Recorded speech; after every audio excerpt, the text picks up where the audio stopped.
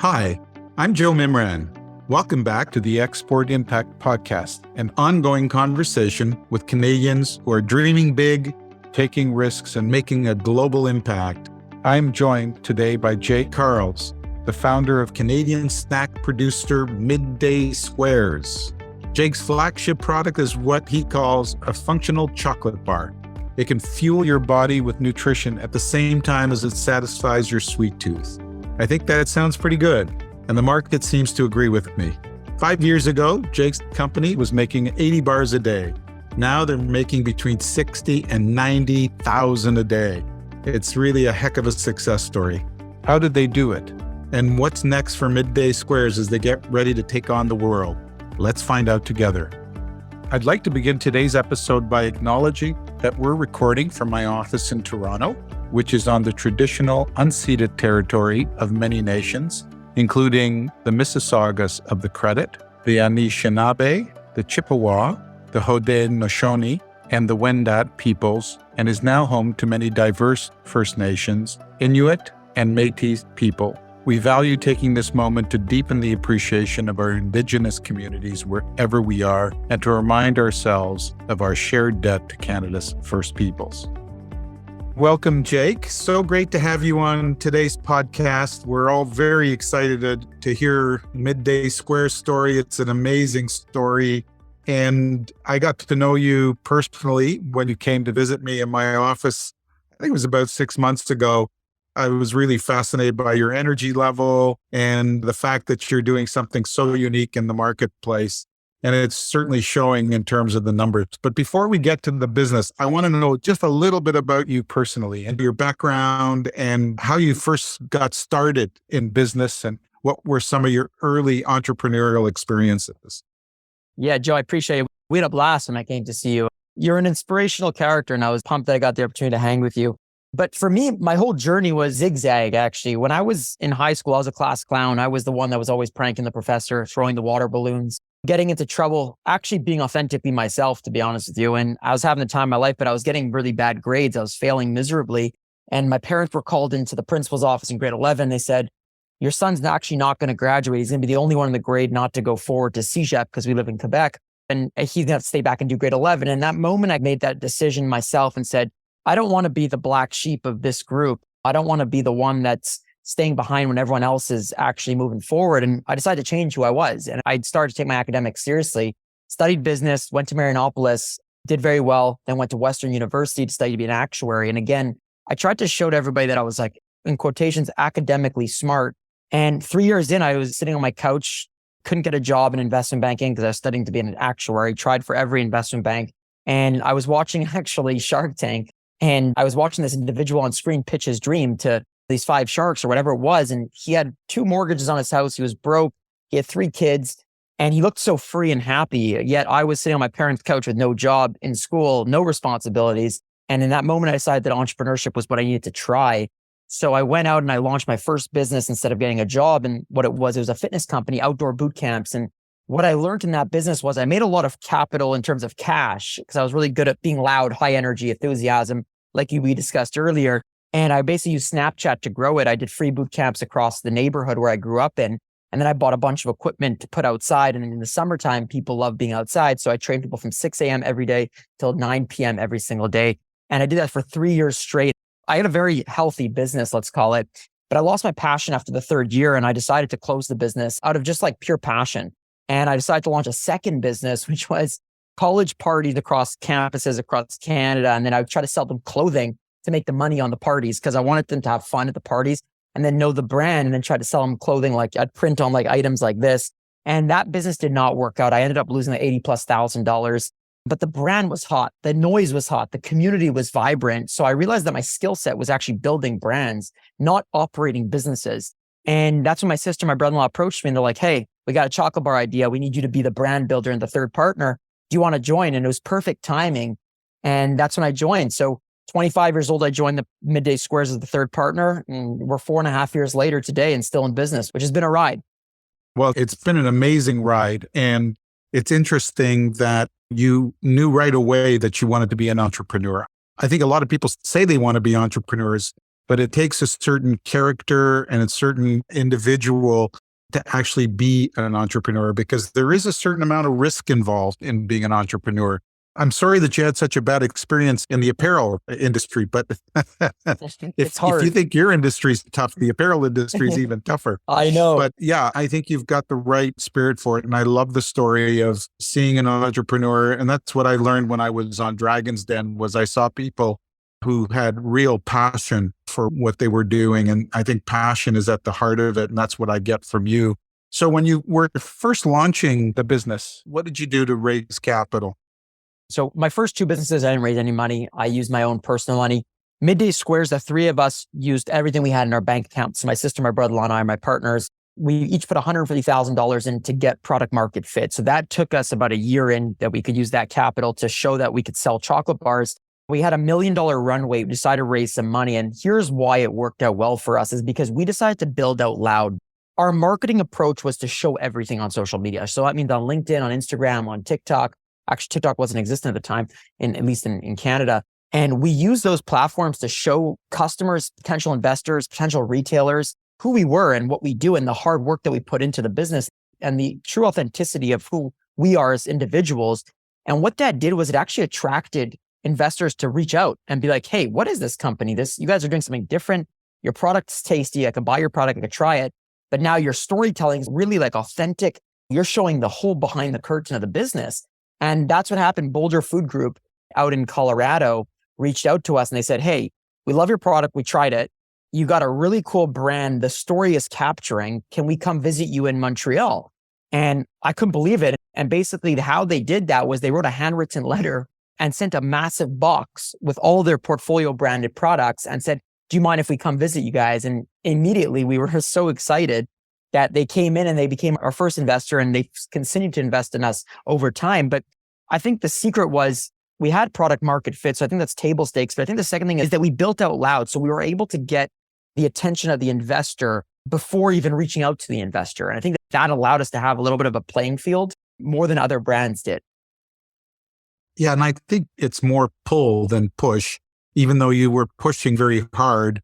Like you said, from an investor standpoint, they came to you, and that's always a better position to be in. And this first investor obviously had a leap in faith in yourself. I'm going to get back to the marketing, because I think the marketing is at the heart of your story. It truly is at the heart of your story. And I've got a whole bunch of questions related to that. But just talk to me about the product first, because the product is also very unique from what I understand, and the distribution of it is very unique. Yes, you're right. There's no company without a good product. I think you can have the best storytelling or marketing in the world, the best engine, celebrities, whatever you want to have. But in the end, you need the consumer to come back and buy the product over and over again, especially in the consumer packaged goods space, right? So for us, the way this product was made actually was years ago. We're talking like a long time ago. My sister was making this snack for my brother-in-law 3 years or 2.5 years before Midday Squares even existed. She was making it as a afternoon chocolate snack for him to have so he can get through his afternoons and not have the crash that typical chocolate or sugary products have. And so she made him this clean chocolate bar that was plant-based, had proteins, fibers, and tasted delicious. And she was in the apparel industry at the time, and he was in software. And then he ended up selling out of his software business, and she closed her fashion business. And they wanted to do a business together, and food was at the common denominator of their lives. They both were massive foodies. And the product was being made every day just as a hobby snack. And then they finally read a report, and this is the most important part. This report came from a large conglomerate here in Canada that showed that dark chocolate was growing very rapidly year over year, and that vegan protein was also in this massive growth spurt. So my brother-in-law said, oh my God, Leslie, you're making a baby of these two massive growth categories, a dark chocolate bar that's clean ingredient made with plant-based foods. And that's when they decided to commercialize the product and launch this business. They went to McGill University's food and science team and said, hey, can you help us create the macros we want? So it was 6 grams of protein, 4 grams of fiber, and a certain amount of fats. And then they came to me and they're like, yo, we have this product, let's launch it. And we knew that there was product market fit before even launching it because of the data that was given to us prior to launching the business. When you went to the university, how did you know to do that as entrepreneurs? Where did you get the clue that they would give you that kind of assistance? So the food space is very unique. There's a lot of food and beverage research across North America at all the great universities. It's just a question of what projects they decide to take on. Now, usually they take on companies that commission them, potentially like Kellogg's, General Mills, Hershey's, Mars, that have the larger budgets, let's call it. For us, when we met the dean of the school, Dr. Carboon of the agriculture and food science department, she was so fascinated by our entrepreneurial spirit. Even though we were so small, we had no revenue, no company. She said that if you could inspire our students to be more entrepreneurial, this thing will make sense for us to do, because a lot of the food scientists that come out of these amazing schools, they don't decide to launch businesses. They decide to go work at either co-manufacturers or other food companies. So what she asked from us was, you guys come use our labs and we'll help you create some macros, and we don't own anything of yours. We own no IP, nothing like that. But all you need to do is try to inspire our students to take more of an entrepreneurial leap. And guess what? Some of them did after, because we would go in, we'd do presentations, we'd come in, we'd fire them up, give them that energy, and they would see us as normal, average people, their age almost, starting a business and from scratch. We have 5 amazing universities here right in front of our faces. So we just weren't shy. And that was the key, is we weren't scared to ask. And the ask actually went such a long way. That's incredible. And did they also assist in terms of the manufacturing process? Because you make a product that I think has to be refrigerated, and there's all kinds of issues in the manufacturing of your product. How did they assist in that? And how did you get around some of those issues in terms of getting it to market? So I think it's a great question, because a lot of time in the food and beverage world, how you scale it, at least, is you go to a co-manufacturer and they do your manufacturing. So for us, that was the original plan. It was take this product, see if the co-manufacturers can make it, and let them do all the manufacturing and scaling. But when we went and toured 26 different co-manufacturers that do the bars and the chocolate bars and all that stuff in North America and even Europe, they were unable to actually make the bars because of the way we make our chocolate. It's so unique in the way that we use the cocoa butter and all that stuff. The machines cannot process it. So we actually were given a weird option early on, was either do we build our own facility and figure out these machines that are needed for this, or do we just change our product and go to the co-manufacturer? And my sister decided in the end, she's like, no, we're going to build our own facility. And we ended up getting government lending from the Quebec government investment. Quebec gave us some capital to buy the machinery. But I think when your question about the actual help on the manufacturing side, no, they didn't really help with the process on that. That was more engineers that we worked with at the beginning. And then my sister helped build that together. And we still have problems to date, but we pump out about 60 to 70,000 bars per day today at scale. That's huge.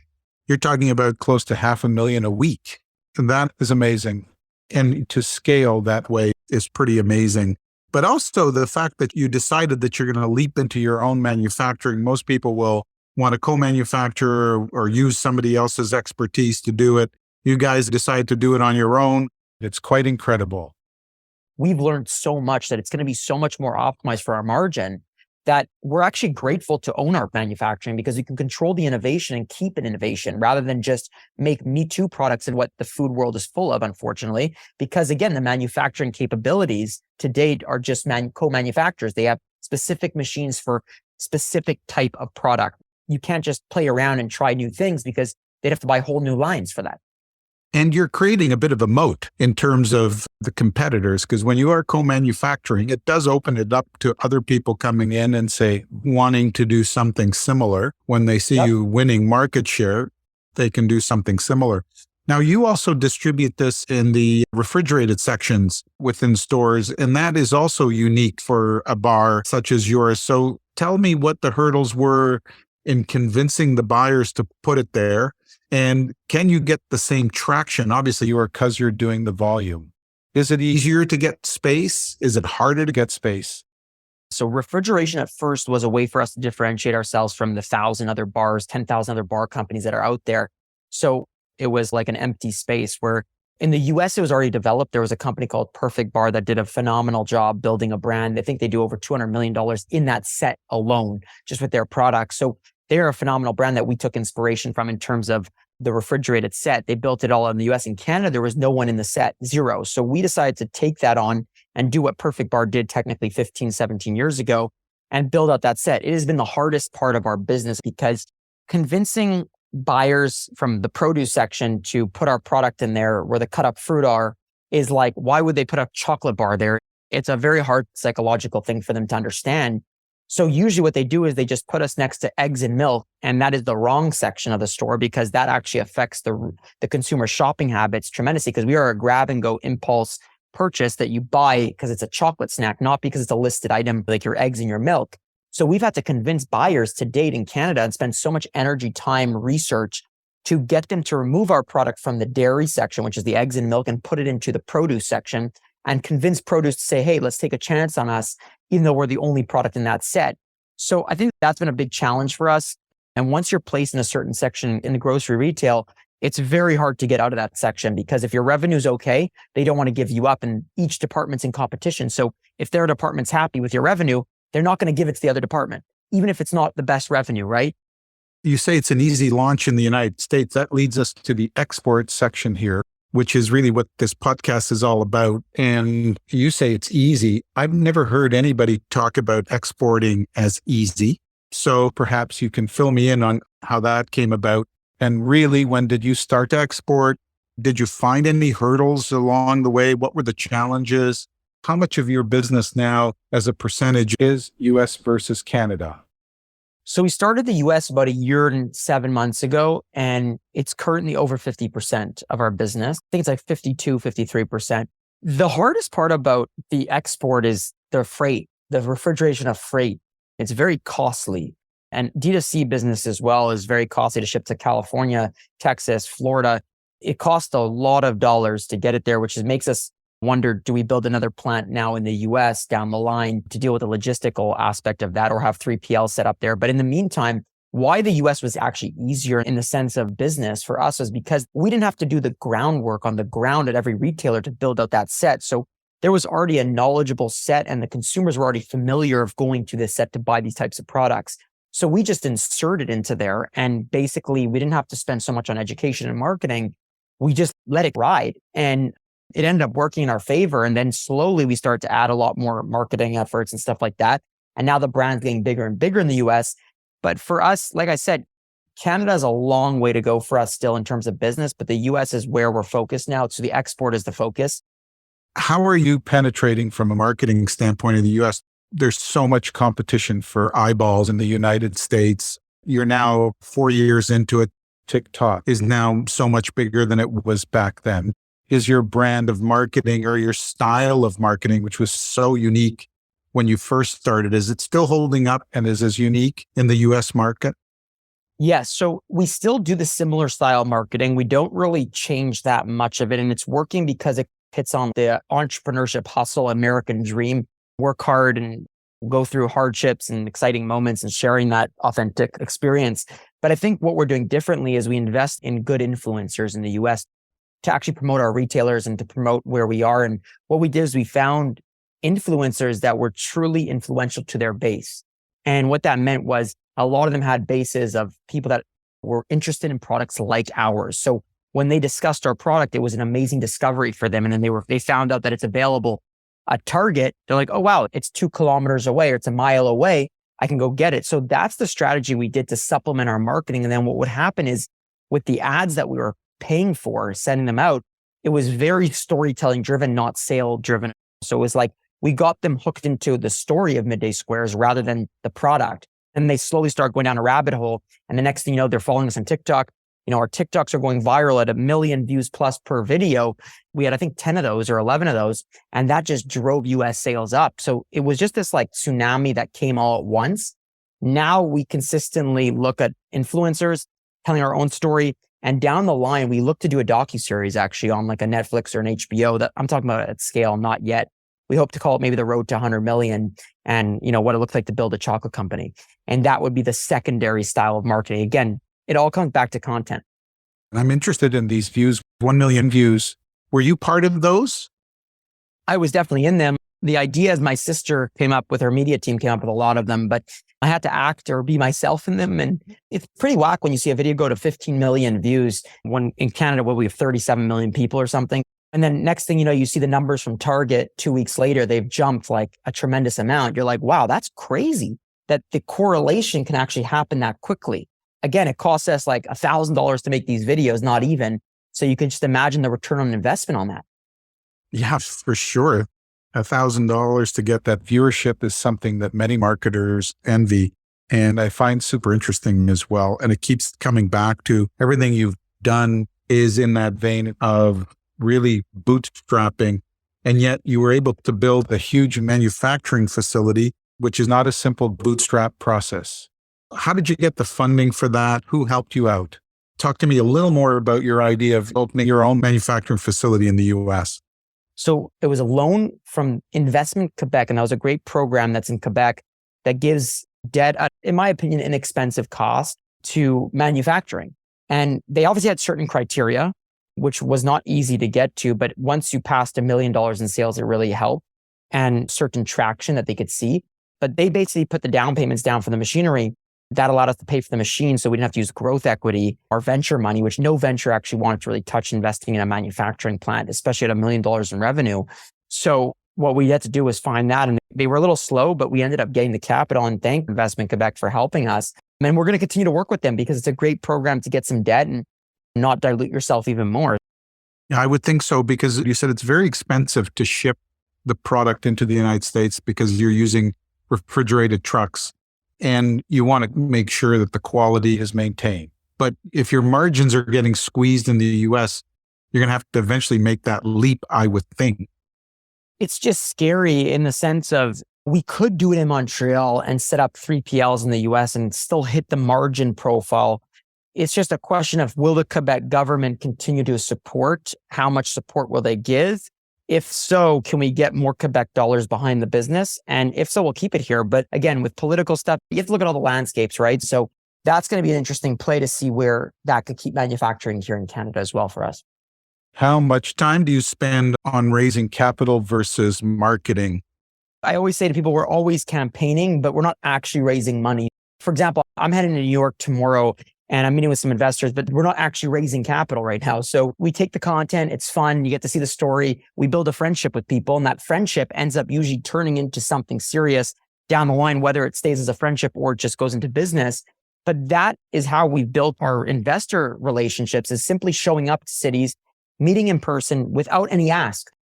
Yeah, don't chase the numbers, build real relationships and real customers and people who are truly interested in what you're doing. When you went into the US, did you personally go and make sales calls? How did you go about getting in front of retailers? So shout out to Air One, the grocery store out in California. They saw us on social media. They decided to buy our product. They tried it. They fell in love with it, and they decided to be the first retailer to take us on. So they had 6 stores or 5 stores. And then basically we had to start figuring out how we were going to sell products. So we had to pitch a broker, which is an external sales team in the US called Greenspoon. And they took that on. But again, we weren't a brand that was ready for the US. We had no awareness there. Our following was 6 or 7 or 10%. I can't remember total from in the US. And our D2C business was 5% US at the time, or 10%. So we flew a lot. I was traveling like a dog, pitching, actually building relationships with our brokers, going to meet the distributors, going to do all the groundwork to lay a foundational relationship. So that happened with Sprouts, that happened with Whole Foods, that happened with Target over time. And we built those strong relationships. But I'd say that we did the ground game using social media to get us the attention of the person. And then we'd go meet them in person and fly down. Textbook, absolutely textbook. I think those face-to-face meetings are so critical. A lot of people don't realize with the advent of COVID and too many virtual meetings that not enough attention is being placed on face-to-face meetings. There's just nothing like them. What does the future hold for Midday Squares? You talk about 100 million. Is that the goal? Is it a number? Is it more foreign markets? What's the goal for Midday Squares? So we just call it the road to 100 million because we have a clear financial model that we're following to get to that point. So that would be a big win because that was the day one financial models that we built out to get there. I think that for us, we want to be a modern day Hershey's. And what I mean by Hershey's is not the product, the impact and size that they built over the 100 years. We want to potentially do that over the next 20, 30 years and build a new version of that, because the consumers today, we're realizing, want to transition out of products like that into new style products. So why has no one actually tried to do that, in the sense of, instead of just getting swooped in and bought and purchased? And there's nothing wrong with that, by the way. But what does it look like for a brand like ours at 100 or 200 million or 300 million in terms of size, impact, brand awareness, fan base in this space? And can we acquire brands? Can we do things to grow? And that will be a big question. But 100, at least we'll know if we're going to sell, we're going to go public on TSX, or we're going to raise private capital to keep growing. So that's what the 100 symbolizes for us. That's also very interesting and very unique. This idea of modern day Hershey's is a great idea. I wonder how difficult it is given the amount of niche products that are out there. It feels like I go to my local store and I see a new product introduction almost every single week. It's very much in this space. I guess you have to keep looking for new openings. I can see that for anybody who's listening that hasn't tasted your product, I can say from personal use, it is an absolutely delicious product. I love to make notes as I go through the podcast of all the things that you did right when you started this business, from picking the right trending categories, leveraging capital, leveraging investors out there, government lending, which you went and you did on your own. You bootstrapped your own business. You got into your own manufacturing. You figured out how to use machinery. You built a moat around your production. And here you are, 60, 70,000 bars a day later. Kudos to you and your team, your sister, your brother-in-law. You guys have done an amazing job. My final question to entrepreneurs out there, what advice would you give to them if they are just starting out? Block out all the noise out there and be unapologetically yourself. I think if you do those two things, you give yourself a good chance, at least getting a chance at winning. It doesn't guarantee anything. There's no guarantees in life, but at least it allows you to get a good opportunity. Again, congratulations on your success. I love to see entrepreneurs winning the way you're winning and exporting outside of Canada. And again, congratulations. Your energy level is something that should be copied more often out there. And it's a pleasure to have met you in person and now to have the chance to share your story with all of our listeners today. Thanks so much. Thanks, Joe. Thanks for joining us today on the Export Impact Podcast. If you enjoyed today's episode, we'd love for you to subscribe, rate, and leave us a review on your favorite streaming platform. See you back here in 2 weeks.